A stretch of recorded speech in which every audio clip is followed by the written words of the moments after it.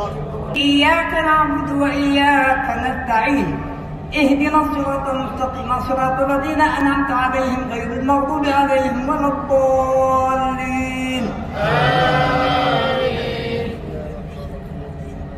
قد يعلم الله. السلام علیکم میرے عزیز مسلمان بہن بھائیوں، یہ جو تراویح آپ دیکھ رہے ہیں اس کے پیچھے مقتدی بھی نماز پڑھ رہے ہیں.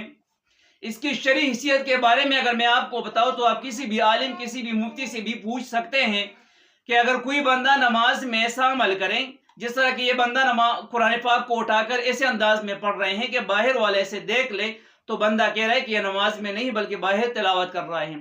تو جب بھی کوئی بندہ عمل کثیر کرتا ہے، اس طرح کے نماز پڑھ رہے ہوتے ہیں، تو اس کا نماز جو ہے فاسد ہو جاتا ہے. نہ اس کا نماز ہو سکتا ہے اور اس کے پیچھے جو نمازی ہے بلکہ سب کی نماز فاسد ہو جاتی ہے. آپ کسی بھی مفتی کسی بھی عالم سے پوچھ سکتے ہیں. میرے عزیز مسلمان بہن بھائیوں، اگر ہمیں دین اسلام کی صحیح علم نہ ہو تو ہم ایسے ہی اعمال میں پسے رہتے ہیں اور ہمیں نجات کی بجائے آخر میں عذاب کا یہ عمل سبب بن سکتا ہے. لہٰذا دین اسلام کو سمجھنے کے لیے علماء کرام کے ساتھ بیٹھ کر جو بھی اعمال آپ کرتے ہیں، جو بھی عبادات آپ کرتے ہیں، اس کی صحیح طریقے سے ادائیگی کے بارے میں اپنے آپ کو ضرور آگاہ کریں.